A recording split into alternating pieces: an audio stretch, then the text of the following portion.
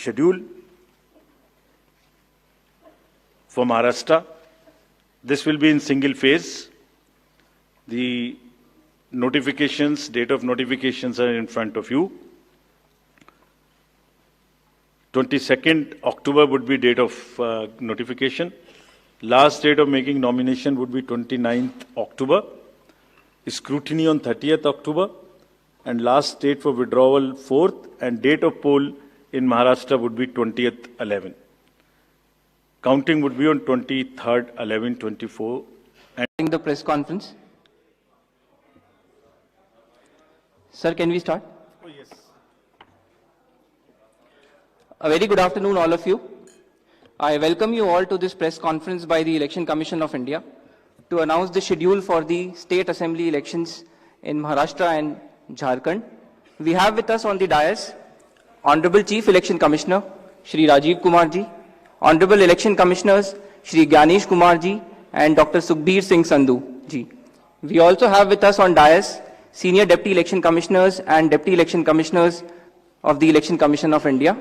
I am Anuj Chandak, Joint Director Media for the Election Commission. The format of the press conference will be as follows. There will be a brief address by the Honorable CEC along with a very informative presentation. The copy of presentation will be shared with you along with the press note and all of the details after the press conference conclude. After the address by Honorable CEC, we will be having a question and answer session. I would request all of you to kindly raise your hand and the mic will come to you. Kindly introduce yourself, your name and organization, and ask your question. Thank you so much. Now I would request Honorable CEC to kindly address the media.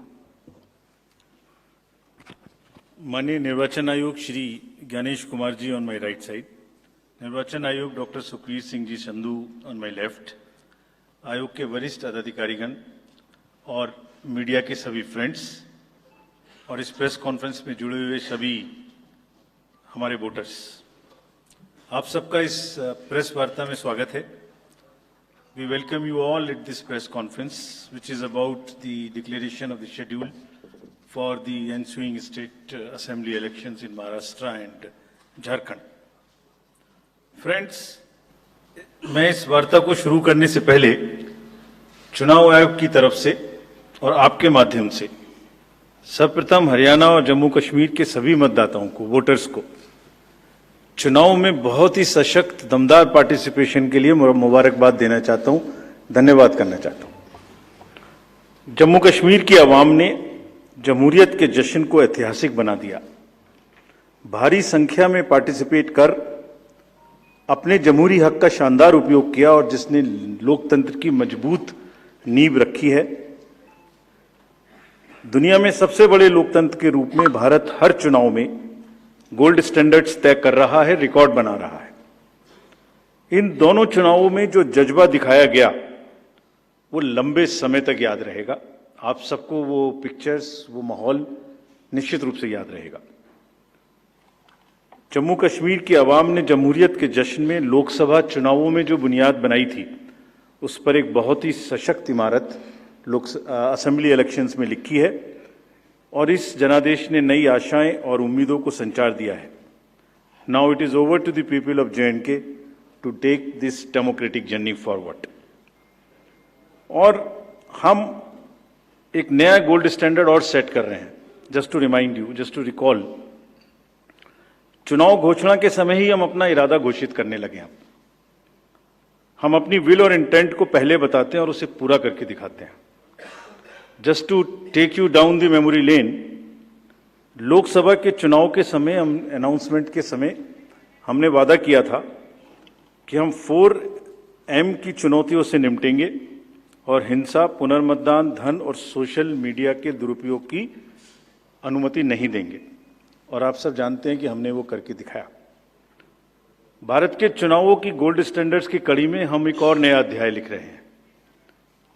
इसी को आगे बढ़ाते हुए J&K announcement के समय अगर मैं आपको फिर से याद दिलाऊं कि चुनाव से पहले किस प्रकार की थ्रेट्स थी, आतंकी हमले बढ़ रहे थे.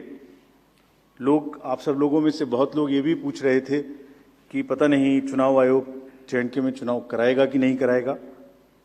और 16 अगस्त को जब चुनाव की घोषणा का समय था तो इसी प्लेनरी हॉल में हमने अप फ्रंट और बोल्ड वादा किया था, और मुझे याद है मैंने कहा था कि जमहूरियत के जश्न में आपकी शिरकत दुनिया देखेगी नापाक इरादों की शिकस्त की कहानी। और वो कहानी आपने सबने देखी, और वो कहानी पूरे वर्ल्ड ने देखी।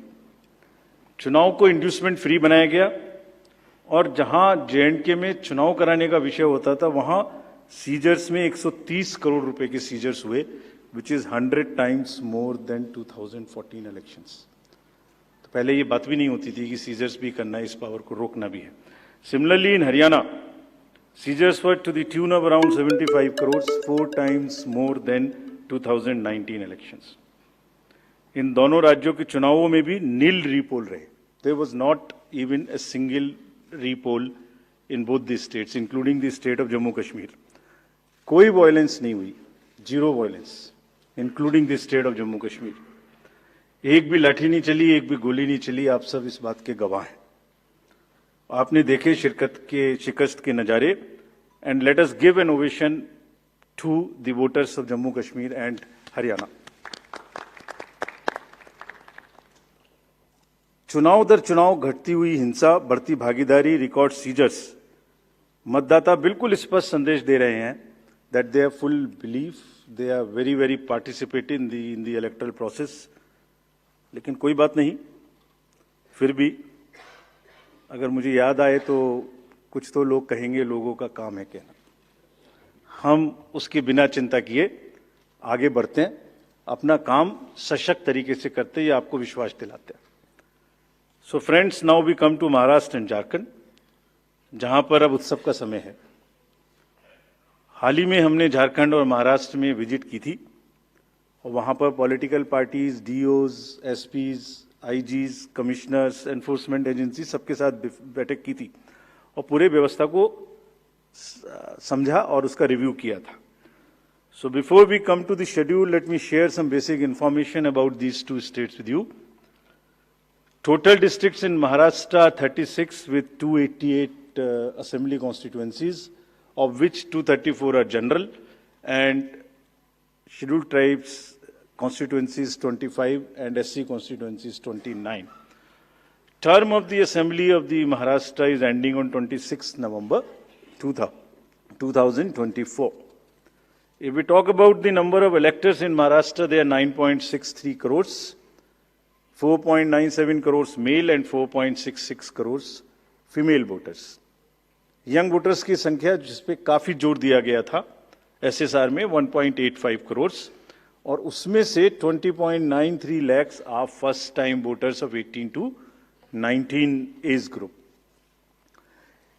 If we tell you about the polling stations in Maharashtra, there are total 1,186 polling stations, and at 52,789 locations. Urban being 42,604 and rural being 57,582. इस बार भी हम PWD मैनेज्ड बूथ्स बनाएंगे, विमेन मैनेज्ड बूथ्स बनाएंगे महाराष्ट्र में भी। मॉडल PSS की संख्या 530 रहेगी। अगर झारखंड में की चर्चा करें तो टोटल डिस्ट्रिक्ट्स की संख्या है 24, टोटल असेंबलीज 81, जिसमें से जनरल 44, एसटीज 28 एंड एससीज 9। झारखंड की असेंबली का टर्म 5 जनवरी 2025 को कंप्लीट हो रहा है, और अगर झारखंड में इलेक्टर्स की बात करें तो 2.6 करोड़ वोटर्स, जिसमें 1.29 crores female and 1.31 crores male. First time voters between 18 to 19 years are 11.84 lakh and 66.84 young voters in Jharkhand also. In the centenarian, number of centenarian voters is 1,706 and 3.67 lakhs PWD voters, plus 1.14 lakh voters are of the age of 85 and plus in Jharkhand. If I give you an overview of polling stations in Jharkhand, पूरे polling stations की संख्या होगी 29,562 और जो कि 20,221 locations पर फैले हुए होंगे। अर्बन संख्या वहां कम है 5,042 और रूरल परिवेश ज्यादा है, इसलिए रूरल बूथ्स की संख्या होगी 24,520। यहां पर भी women managed booths, youth managed booth, PWD managed booths बनाए जाएंगे। एवरेज वोटर्स की संख्या पर booth is 881। Particularly vulnerable tribal groups पे जैसे मैंने पहले भी आपसे चर्चा की है, कमीशन का उनको एनरोल करने के लिए, उनको एम्पावर करने के लिए बहुत एम्फेसिस है। महाराष्ट्र में 3 पीवीटीजीज हैं, कटकरी, कोलम एंड मारियागौंड, और झारखंड में 8 पर्टिकुलरली वल्नरेबल ट्राइबल ग्रुप्स हैं जिनकी आबादी 1.78 लाख है।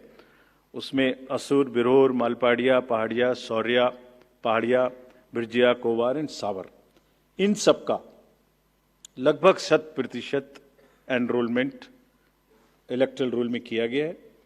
सभी डीओज ये कोशिश करेंगे कि जो भी बूथ्स इनके यहाँ बने वो बहुत सहज इनके ही परिवेश में बने और इस तरह की स्वीप एक्टिविटी करें कि वो सबके सब अधिकतर मात्रा में अपने मतों का प्रयोग कर सकें। मैं फिर से रिपीट करना चाहता हूं कि सभी पोलिंग स्टेशंस पे एश्योर्ड मिनिमम फैसिलिटीज होंगी। पिछली बार मुंबई शहर से कुछ ऐसी इंफॉर्मेशन या शिकायतें आई थी कि वहां पर कुछ बूथ्स पे ज्यादा पोलिंग स्टेशंस एक जगह होने की वजह से प्रॉब्लम थी। इस बार हमने रिव्यू में बहुत ही सख्त हिदायतें दी हैं, उनको रिव्यू किया है, रेशनलाइज किया गया है पोलिंग स्टेशंस को। तो हम उम्मीद करते हैं डीओज विल वर्क, और वहां इस बार म्युनिसिपल कमिश्नर मुंबई को डीओ भी घोषित किया गया है ताकि जितने रिसोर्सेज उनके पास हैं उन सबको वो उसमें इस्तेमाल कर सकें। एक और व्यवस्था की गई है जो हम पीछे से कोशिश कर रहे थे, अब हमने उसकी इंस्ट्रक्शंस भी इशू कर दिए हैं कि पोलिंग लाइन जब लगती है तो उसमें लाइन के बीच में भी थोड़ी कुर्सियां या बेंच लगाएं, ताकि अगर आधा घंटा लग रहा है तो बीच बीच में कहीं ना कहीं 5-7-10 मिनट के बाद आप 2-3 मिनट के लिए बैठ जाएं तो थोड़ा अच्छा लगता है, मतलब थकान थोड़ी कम महसूस होती है, खासतौर से बुजुर्ग लोगों को। तो ये व्यवस्था भी सब पोलिंग स्टेशंस पे रहेगी।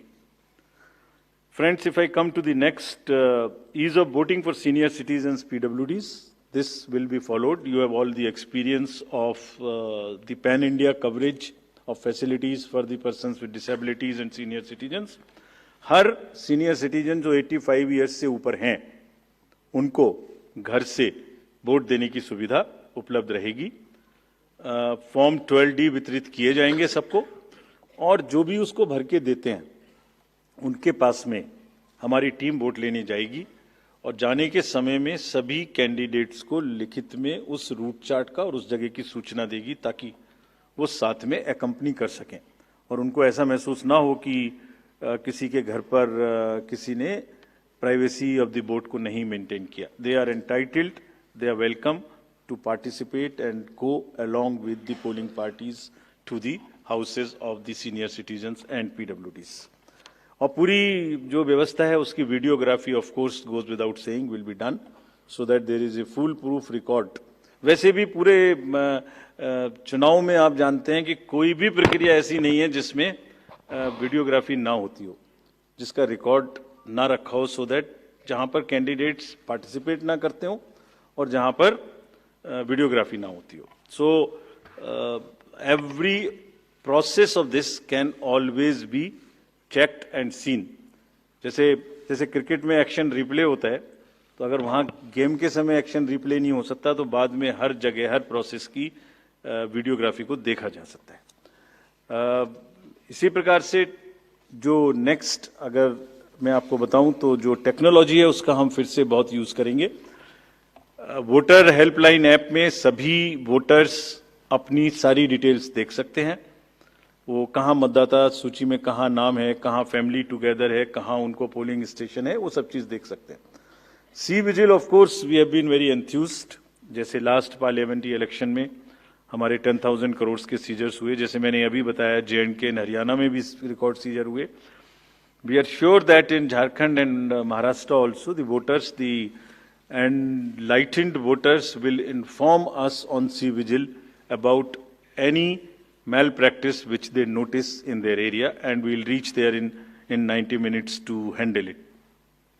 सभी कैंडिडेट्स जिनकी क्रिमिनल बैकग्राउंड है उन्हें अपनी सूचना देनी पड़ेगी 3 बार पेपर्स में, और सभी voters as a matter of right can see on our app which is KYC know your candidate. हमने जो मीटिंग्स, मैं आपको सिर्फ सारांश में ये बताना चाहता हूं कि जो मीटिंग्स हमने झारखंड और महाराष्ट्र में की, तो डीओज स्टेट एजेंसीज को बहुत ही सख्त हिदायतें दी हैं। मतलब बहुत ही सख्त मीन्स बहुत ही सख्त कि वो हर तरीके से फ्री एंड फेयर इलेक्शंस कराएंगे, हर तरीके से लेवल प्लेइंग फील्ड को एस्टेब्लिश करेंगे। उनको ये स्पष्ट बताया गया है कि किसी भी पदाधिकारी के विरुद्ध अगर ऐसी सूचना आती है और ये प्रमाणित होता है कि उन्होंने कोई भी कार्य ऐसा किया जिससे लेवल प्लेइंग फील्ड डिस्टर्ब होती है, एक पार्टी को पक्ष एक पार्टी को नुकसान, तो very stern action will be taken against them. This has been very very clearly told to everyone. किसी भी तरीके का प्रलोभन, वही 4 M's जो पहले हमने बात की थी, मनी का डिस्ट्रीब्यूशन, फ्रीबीज का डिस्ट्रीब्यूशन, शराब का डिस्ट्रीब्यूशन, ड्रग्स का distribution will all be under strict watch. All airports, all landings of the aircrafts in the field will all be checked. There would be extensive polling, the checkposts on the borders of the interstate for checking interstate movement. और कहीं से भी multi disciplinary teams वहाँ बनाने के लिए कहा गया है, यानी जिसमें एक्साइज भी होगा, पुलिस भी होगी, GST भी होगी, ट्रांसपोर्ट के भी लोग होंगे, ताकि वो 24/7 उनकी चेकिंग कर सकें। और साथ में ये भी हिदायत दी गई है कि चेकिंग का मतलब ये नहीं है कि कॉमन सिटीजन को कोई भी हैरेसमेंट होना चाहिए। That precaution must very very carefully be taken about all of them. सभी पोलिंग स्टेशंस 2 किलोमीटर के अंदर हों। किसी भी कंट्रोल रूम्स की स्थापना होगी हर डिस्ट्रिक्ट में, so that they can handle the social media narratives if there is anything which is wrongly being conveyed. ये सब का सब वहां पर निश्चित रूप से व्यवस्था होगी। सारांश में, if I summarize everything before coming to schedule, I would like to say that चुनाव लोकतंत्र का ऐसा त्योहार है और ऐसा उत्सव और पर्व है जिसमें सभी वोटर्स की भागीदारी बिल्कुल आवश्यक है, वांछनीय है, आवश्यक है, रिक्वेस्टेड है।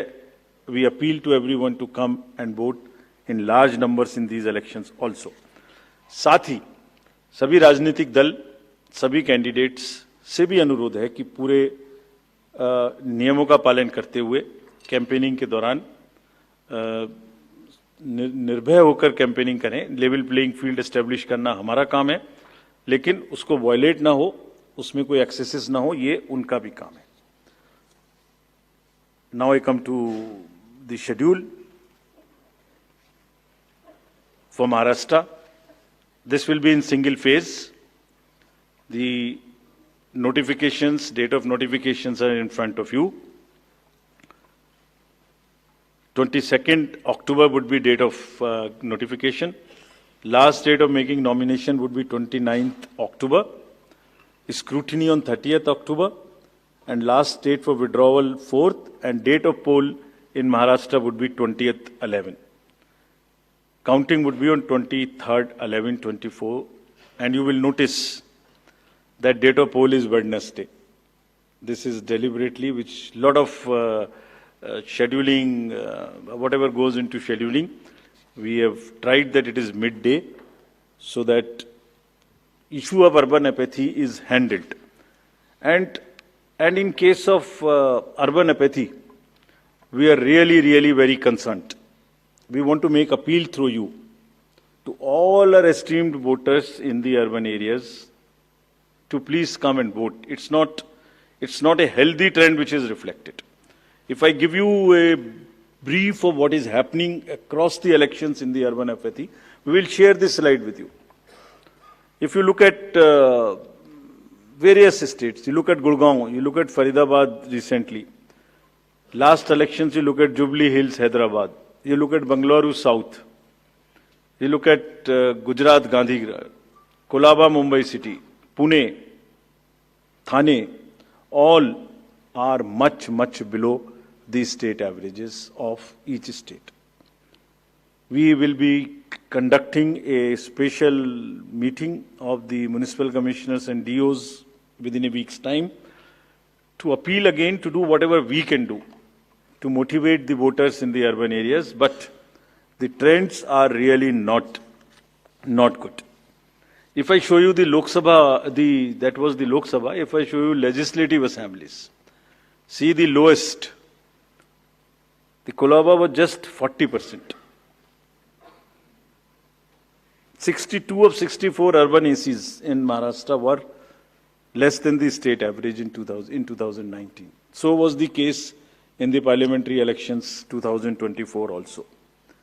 And just to give you a contrast, if you compare, so what was the situation in Lok Sabha in Kalyan was 50%, Mumbai South 50, Mumbai North, Thane, Pune, Mumbai South, everything 53%. And these were the lowest 6 parliamentary constituencies out of the lowest 10. So that's the state of the urban apathy. We would be doing everything to counter it. Last time in 24 elections, we had all celebrities, all corporates, Amul, everyone involved. We'll do it again.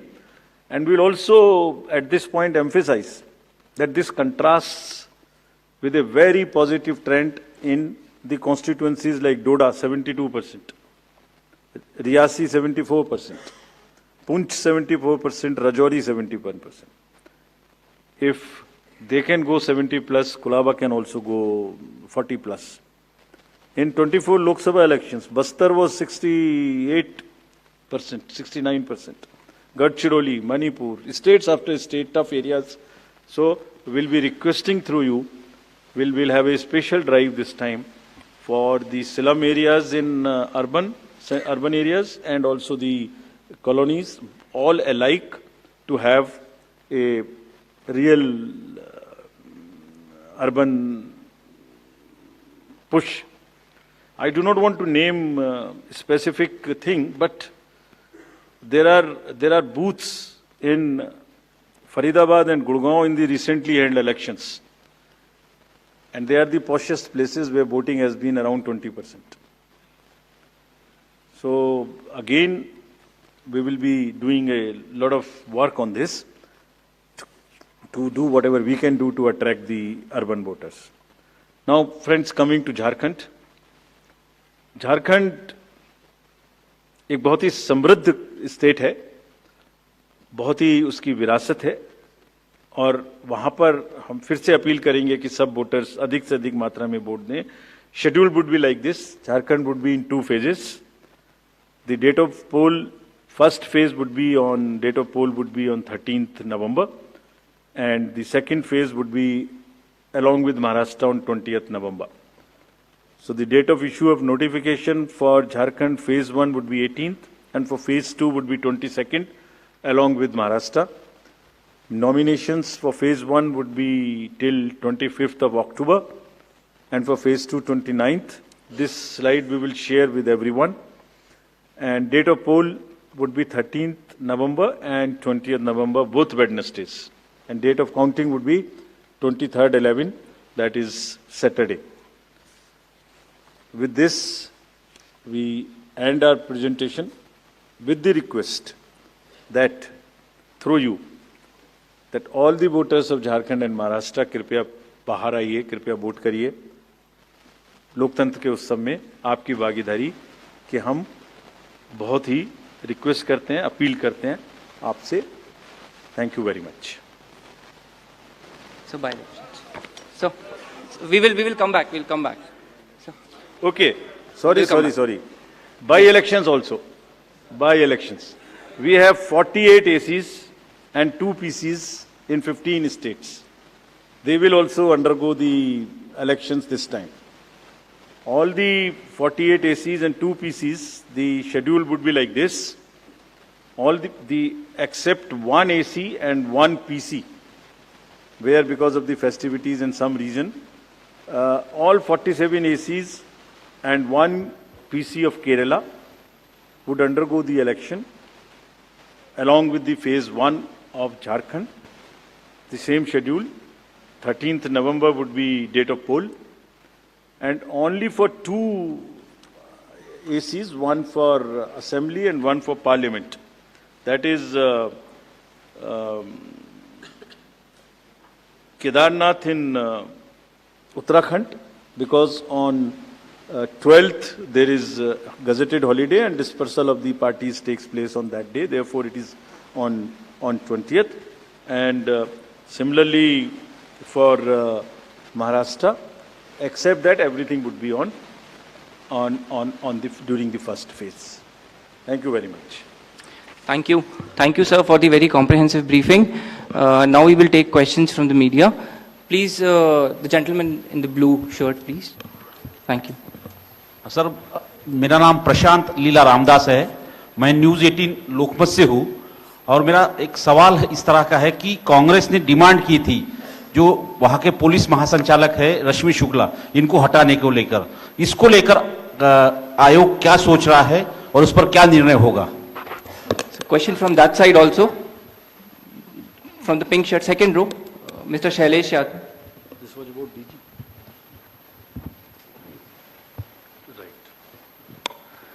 Sir अभी sir मैं Shailesh Yadav ANI से। अभी हाल ही में चुनाव संपन्न हुए हैं जम्मू कश्मीर और हरियाणा में, और लोकसभा इलेक्शन के बाद देखा गया है कि एग्जिट पोल जो हैं एकदम उल्टे रहे हैं या जो है एकदम गलत साबित हुए हैं, और इसको लेके पब्लिक में सवाल ये उठता है कि एग्जिट पोल में तो सरकार इनकी बन रही है और नतीजा उल्टा है, उस पर EVM पे सवाल उठाए जाते हैं, जिसकी शिकायत आपसे कुछ पार्टियों ने करी थी, जिनका एग्जिट पोल में ये था कि सरकार बन रही है और जब EVM का रिजल्ट आया तो सरकार बदल गई।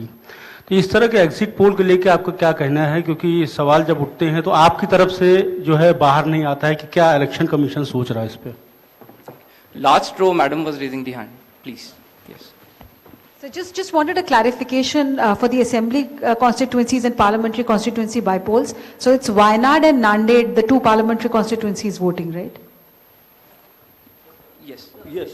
Yes.